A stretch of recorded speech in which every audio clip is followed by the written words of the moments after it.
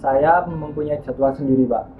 Setiap belajar saya pagi itu saya usahakan bangun pagi olahraga dulu ya, jogging ringan mungkin pull up gitu, sit up gitu yang pagi-paginya. Setelah itu saya sarapan dan bersih diri. Setelah itu istirahat sampai jam 9. Nah jam 9 itu saya usahakan langsung mengerjakan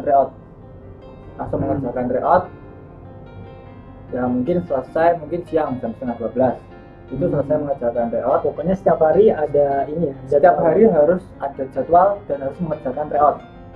Nah, nanti siang istirahat, habis itu silakan mau kayak menjalankan hobi biar nggak stres ya, menjalankan hobi atau main dulu, tapi tetap terjadwal sesuai dengan jadwal yang kita bikin. Saya siang sama sore itu selalu main ya, mungkin main game, main sama teman-teman, ngopi atau hiburan lah. Setelah itu saya malam itu mengevaluasi tryout saya yang ada di pagi hari. Itu kan kalau tryout berbayar itu pasti ada evaluasinya Pak. Maksudnya review soal itu selalu saya evaluasi terus menerus, dan saya paginya itu ikut tryout lagi, dan itu terus saya ulangi lagi. Selama berapa? Selama 1 bulan. Satu bulan aja. 1 bulan aja. Itu tanggal bimbel. Itu keren loh. Itu 1 bulan aja. Ya. Dan itu terus saya ulangi. Dan menurut saya itu materi dari SKD itu memang diulang-ulang dari tahun ke tahun. Iyalah. Itu konsep soalnya. Kisi-kisinya.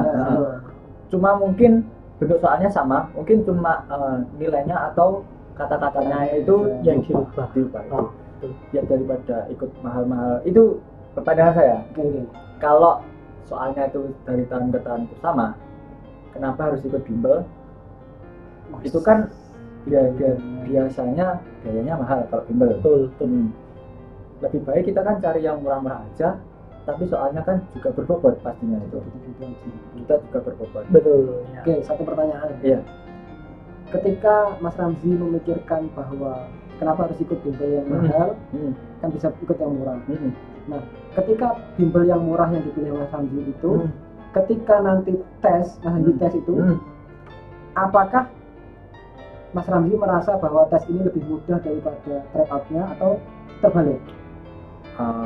Begini. Kalau sama ya? dengan kualitas bimbel yang murah, Oh ya. Wah, ini bimbelnya yang saya ikuti berarti. Jadi gini. Sebelum kita tes, kita kan harus belajar. Dari belajar itu kita kan semakin terbiasa dengan soal-soal tersebut. Yang pertama kita tidak bisa, akhirnya kita belajar.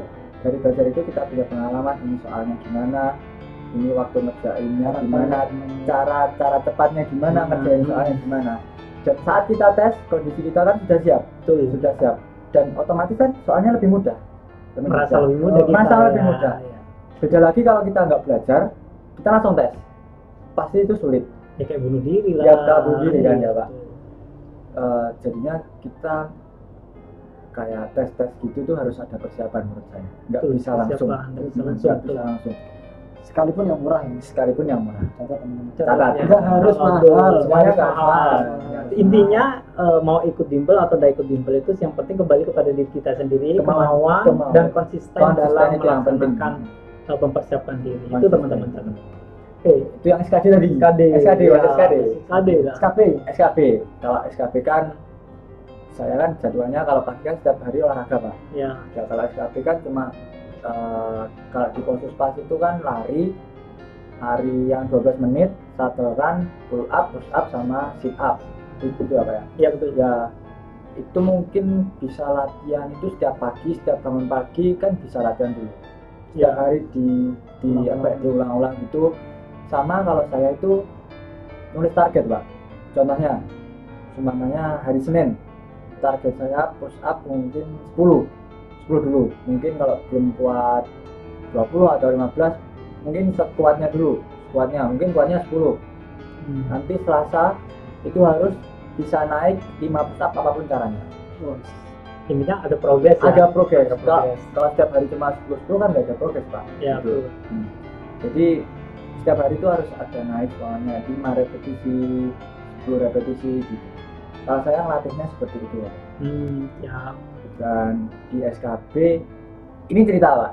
Ini cerita tragis ini. Ada cerita tragis juga. Ada cerita tragis. Itu 5 hari sebelum saya tes itu saya mengalami kecelakaan karena itu kelalaian saya sendiri. Kecelakaan. Itu motor? Kecelakaan motor.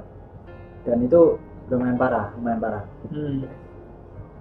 Dan di 5 hari itu saya pertamanya takut untuk ikut SKB. Saya pertamanya ingin mengundurkan diri karena ya gara-gara kecelakaan itu.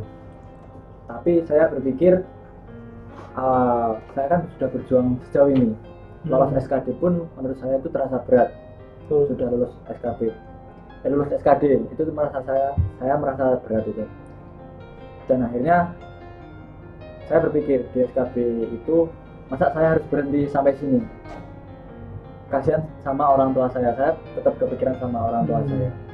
Dan akhirnya saya SKB itu ikut tes fisik dalam kondisi kaki saya masih diperban karena luka itu, masih di bagian lutut. Serius?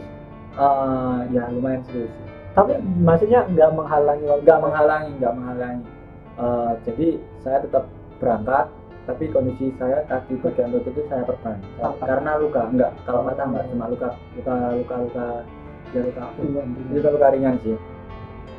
Akhirnya saya perban, saya berangkat ke Surabaya, dan alhamdulillahnya di lokasi itu tidak terjadi apa-apa. Maksudnya dari luka saya itu kok enggak sakit atau gimana gitu, ya normal-normal aja lah. Maksudnya kamu belum ya? Itu aja yang diperban kan? Enggak diperban. Tapi kayak gitu itu kayaknya ini faktor X lagi, kembali ke faktor X. Mungkin kamu punya mungkin sebelum kan, makanya kalau dalam melakukan tes apapun, usaha apapun, kita kan harus disertai dengan doa. Ya, mungkin doanya itu menolong waktu kritis seperti itu mungkin.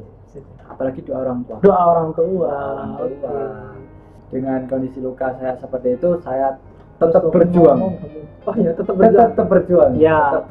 Apapun kondisi saya tetap berjuang dengan doa orang tua. Itu aja.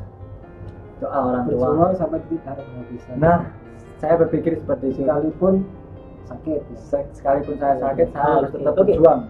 Pemikiran saya itu udah fokusnya saya harus menunjukkan sebuah kayak bela diri atau PBB. Belajar bela diri dari YouTube, Bos.